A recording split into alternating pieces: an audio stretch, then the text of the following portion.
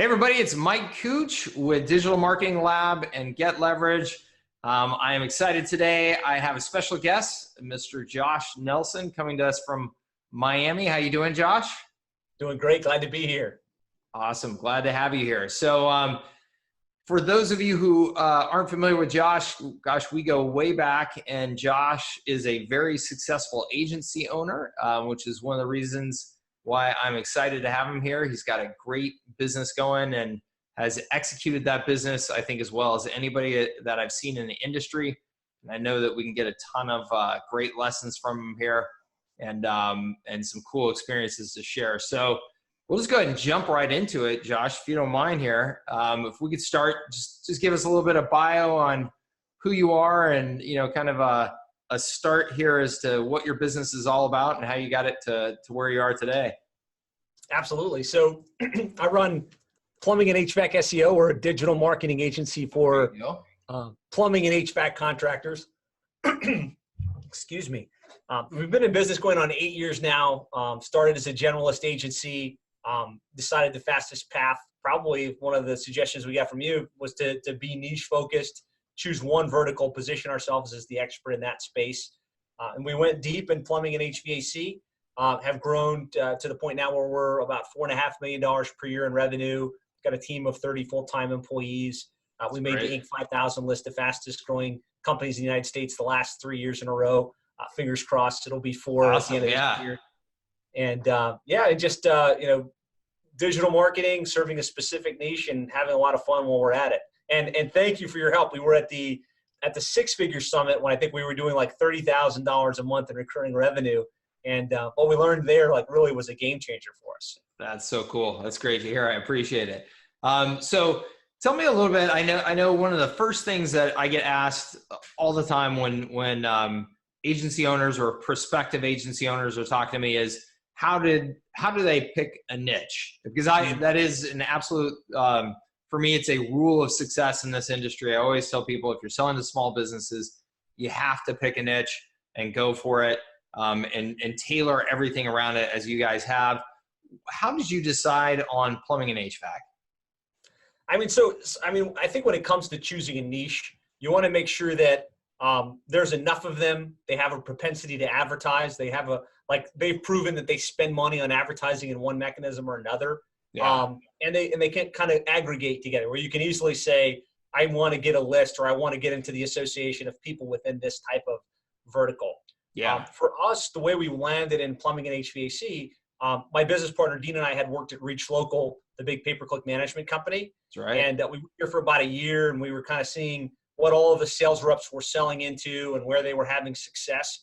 And for us anyways, it seemed like home services was a massive vertical that people were doing really well in. Mm-hmm. And then within home services, it seemed like plumbing, HVAC, roofing, locksmiths seemed to do really well. So we kind of set up micro websites for each, and we started prospecting and reaching out, and just happened that plumbing worked well for us right out of the gates. We got a couple of local clients, great results.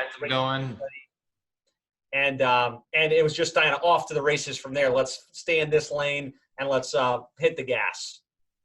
Very cool. That makes a ton of sense. And I think a lot of people don't think that plumbing. I think maybe they think dentists make a lot of money, and so they're going to be a better client than plumbers. But I think the plumbing industry. One, I've known some really big plumbing companies that are super successful. I don't know, maybe some of your clients are really nice size. But two, as you said, I think that what a lot of people don't get is that, plumbers, they spend money on advertising. They understand that they have to advertise and be out there. Back in the day, it was you had the big Yellow Pages ad, and maybe they still do. But they understand that they have to advertise and get out there. I think a lot of professions that maybe make more money don't necessarily get that. A lot of dentists and doctors and things like that don't get that. So that's cool. And so I see SEO, PPC, web design, and social back there. How did you determine, what the suite of services is that you would offer them? Yeah, I mean, for us, we came from Reach Local, which was all retainer-based services, all $1,000 or more. So that was kind of like where our head was at when we started. And really, we wanted to make sure we came in with a suite of services that was going to kind of meet their needs and get a result for them. Mm-hmm. And so we felt like setting up a website, building it to convert, doing on-page optimization and SEO to make sure it ranked organically, and then layering paid search on top of that so we could drive leads and calls out of the gates was the best solution. And then, social media at this point anyways is more of an add-on, more of a way to develop a relationship. But we decided let's just come in with a comprehensive solution that we can charge a large monthly fee. And for us, large monthly fee at the time was like $1,000 a month, which some people, that's not a large monthly fee. But that was kind of the suite of services that we came to the table with, and have kind of tweaked it and modified it and expanded it as we've grown. Yeah, cool. So I'm glad that you brought up price and what you're charging per month, or what you were charging per month, because I would say, even though you said $1,000 a month maybe isn't a lot of money, the reality is the far majority of people that I talk to in the agency world that are selling to small businesses, their biggest hangup is still that you can't get them to charge $1,000 a month for anything. They're so afraid to put that kind of price tag out there, or they're completely convinced that there is no plumber out there that's going to pay $1,000 a month or more for my services. There's no way, right? Plumbers don't have that kind of money. Yep. So tell me a little bit about pricing, the importance of having a price point that is, at $1,000 or more, and maybe some of the misconceptions around pricing that you've seen and dealt with. Yeah, no doubt. I mean, I think that I had the same issue before I started working at Reach Local. My first agency was a total failure. I was charging like a one-time website design fee of $500 to $1,000, and then getting $50 per month. And I spent 4 years beating my head against the wall, selling clients these low-end programs. And of course, there's no way, you can never make enough money if that's the way that you charge.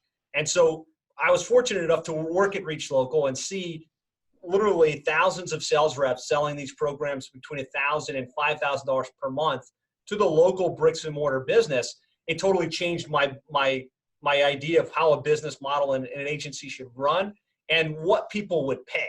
Right. Mm-hmm. And so I was fortunate to see that and kind of like get that baked into my belief system.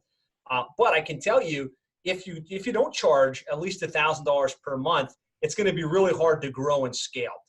First of all, recurring is a must. But if you don't have that kind of fee, eventually when you look to say, okay, I don't want to do this myself, I want to put somebody in place to do the SEO or to build the websites, right? If you don't have, at least $1,000 per month, you're not going to have enough money to be able to do that. Yeah. And even more so when you think, I want to start to do some marketing to land clients, and I need to put a salesperson in place to close these deals. If you're not priced accordingly, you're going to handicap yourself and really give yourself no potential for long-term growth in your business. Yeah, I find that there are across the board, in just about any situation where you have a founder in place that's also the initial salesperson, is that they never accurately account for the cost of sales and marketing, because they don't really account for their own time and separate themselves out. Yeah. And then the other thing is client services, account management. I mean, it can cost an arm and a leg, to take care of those clients and keep them around and keep them happy. And there's just overhead associated with that can get expensive. It's so important that people understand what a profit and loss statement looks like, and be able to put some numbers in there, step back from that, take themselves out of that and put some numbers in there, and realize that, they have to have the prices that will ultimately pay for all of that.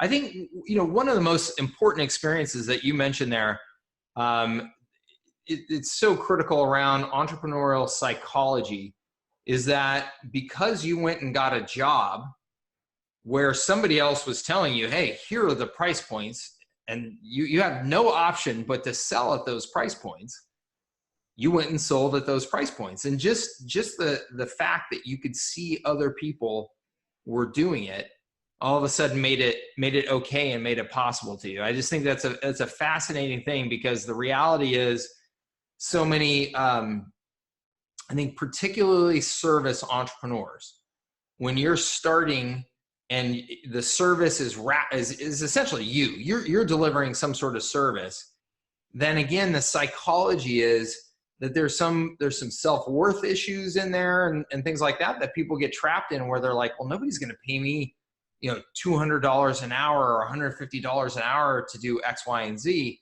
When I was working at my last job, I didn't make anywhere near that much. And they get that all twisted in their head, versus, again, if you go to work for somebody that's offering that exact same set of services and you see their model and learn their model, and you have no choice but to do what the boss tells you for a little while and sell their pricing plans and stuff, it can be a very eye-opening experience.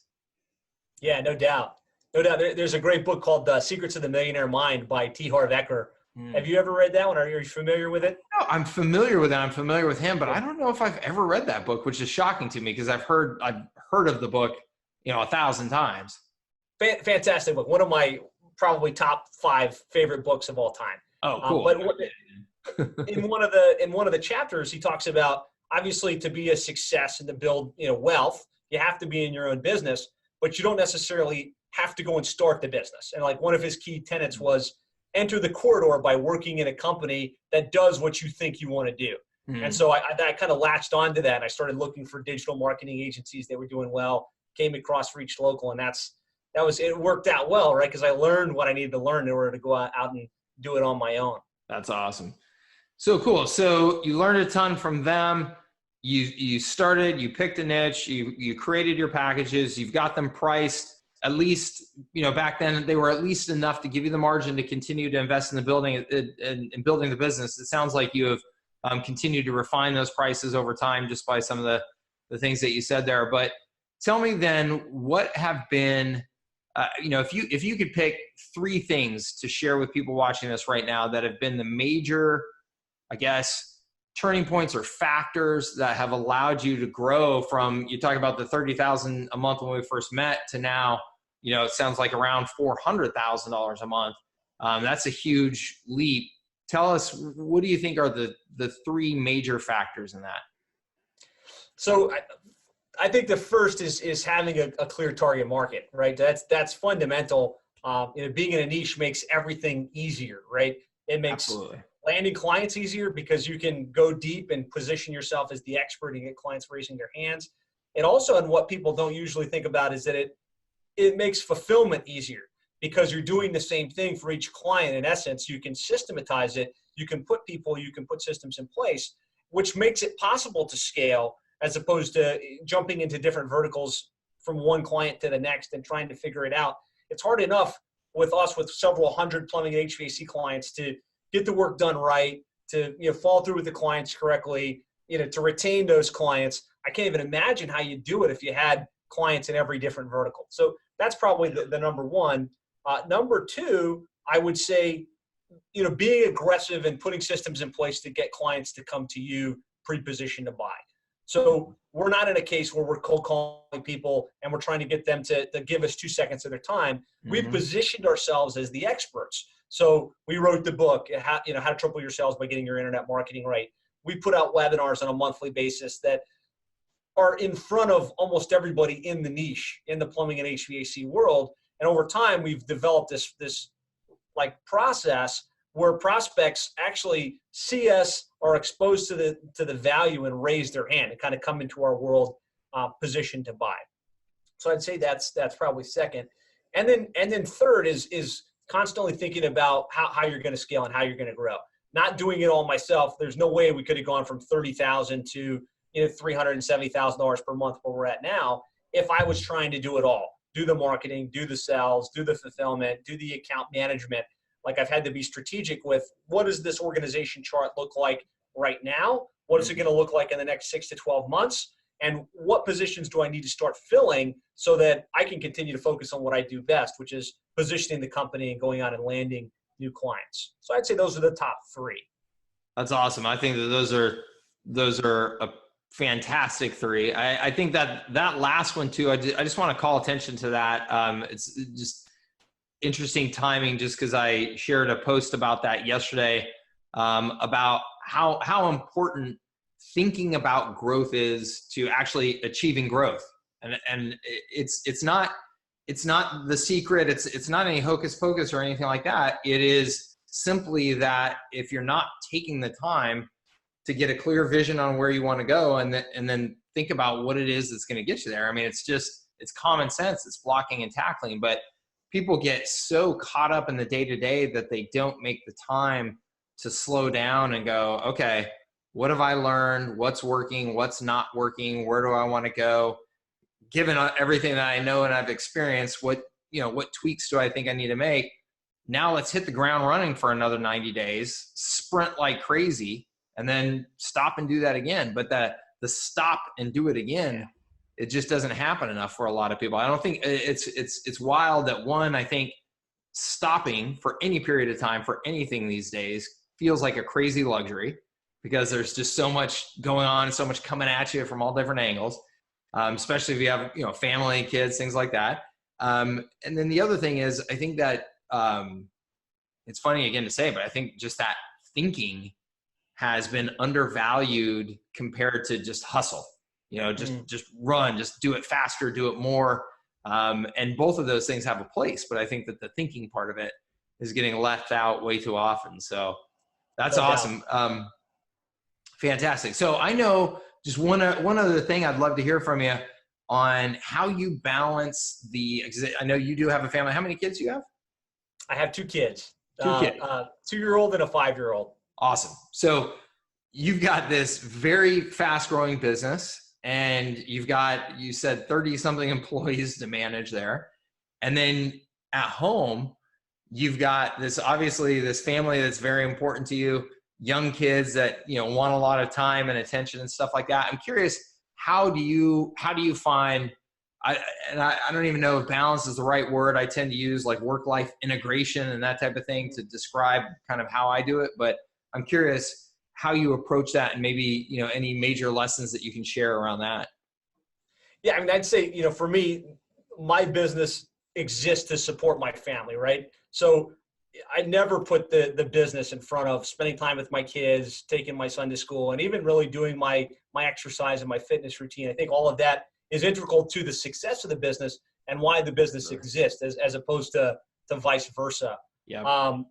In terms of integration, I think as we've grown, and I do have a business partner at D&I at DC, as we've grown, we've always taken the E-Myth revisited thought process, which is, how do I put people in place and put systems in place? That way I'm not doing it all myself. Yeah. And so, at this point, we're big followers of EOS, Entrepreneur Operating System. And we've been blessed to have a leadership team that's put in place in each of the different key areas in the company. And so with a leadership team, it takes a lot of the burden on you. You have someone else accountable for the key areas in the company. And it really has given me the freedom to come in, not crazy hours, come in like around 9 o'clock and leave around 5:15 most days, and have free time to work on other passion projects that I'm excited about and working on. And I think that's what enables me to be there, in the morning with the kids, in the evening before they have to go to bed, and I have undivided time with them over the weekends.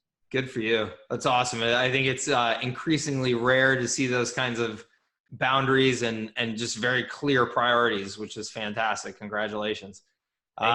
So you mentioned other passion projects. One of the things that I wanted to ask you about, I know that you have an event coming up for agency owners, right? Yep. Yeah, I'd love to, if you wouldn't mind, tell us about that. Tell us, who would be interested in that, why they would be interested, and what they can expect. Absolutely. So, I'm a big time student of the game. I've been to pretty much all of the trainings and seminars on how to run an agency, how to build your business. And, being a student of the game, I really believe in the concept of, I think we were talking about this before, learn, do, teach, right? You learn it, you do it, you get results with it. And then really when you start to teach it is how you internalize it. You make it really, really even stronger than ever. Right. And so one of my passion projects is what I call 7-Figure Agency, where I just kind of unpack what's worked for us, how we land clients, what our business model looks like, how we retain clients and fulfill for them and get them great results. And so I've got an event coming up, right next to our office in a couple of weeks, where we're going to do just that. We're going to unpack our business model. What's the right model? How do you fulfill for the clients in a way that's actually going to get them results? I spent a lot of time, really unpacking how to land clients, and that seems like where a lot of people struggle. How can you position yourself and put strategies in place to get clients, not like piecemeal here and there, but 3 to 7 new clients every single month on retainer? That way you can really grow and scale. And then the second half of it's going to be, how do you scale? And so what we're going to do is we're going to come over, spend an afternoon at our office here in Doral, so that you can walk through our facility, meet our team, kind of get a feel for what a scaled 7-figure agency looks like, and then unpack that in your business. So like, what does the business organization chart look like today?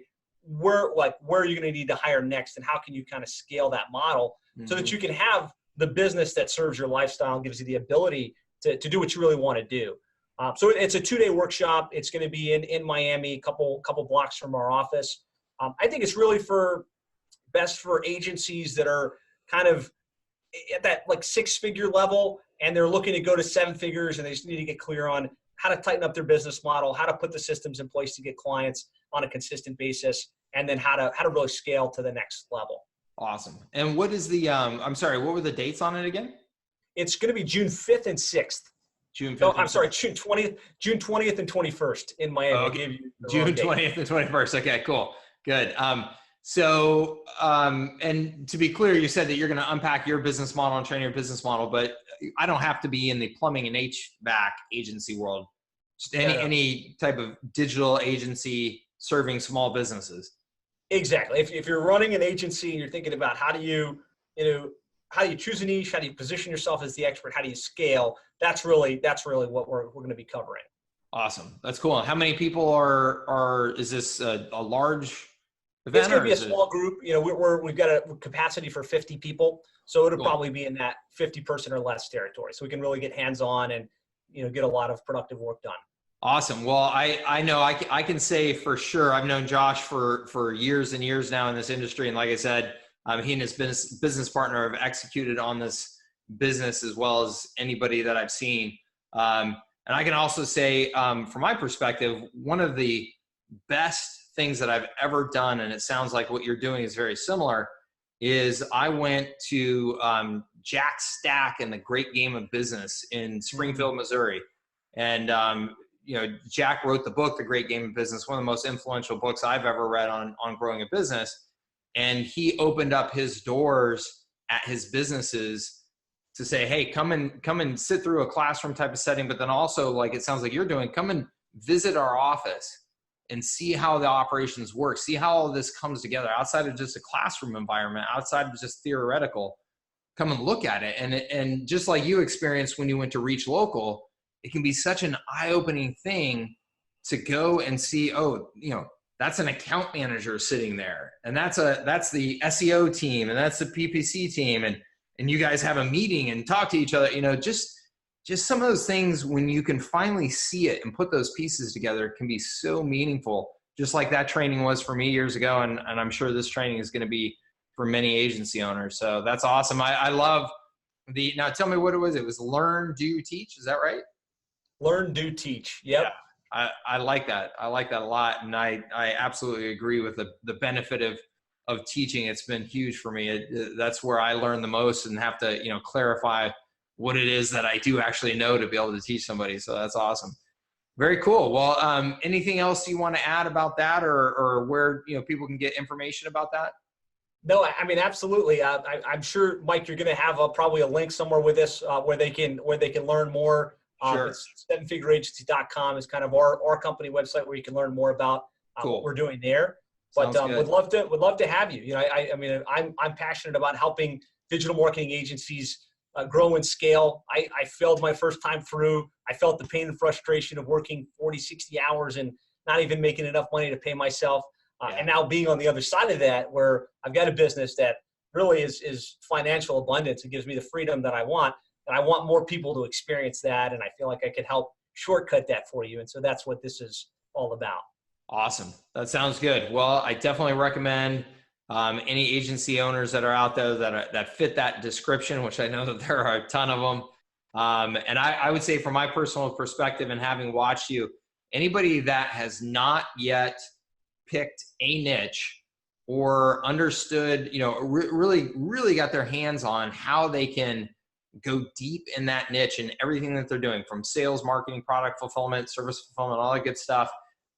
If you haven't really, just jumped down that rabbit hole, then I would really highly recommend that you go and visit Josh and his business partner and learn from them, because I think that's something that you guys have just absolutely excelled at, and the benefits are tremendous. I do believe that is perhaps the most important factor in how you separate yourself from the pack and get that kind of growth that you guys are getting. So awesome stuff. Well, Josh, thank you so much for being here. We appreciate it. Thanks for sharing your wisdom and your experiences with our crew here in this interview. And then also at that event coming up, I'm sure it'll be a great success and have a lot of impact on people. So thanks for doing that.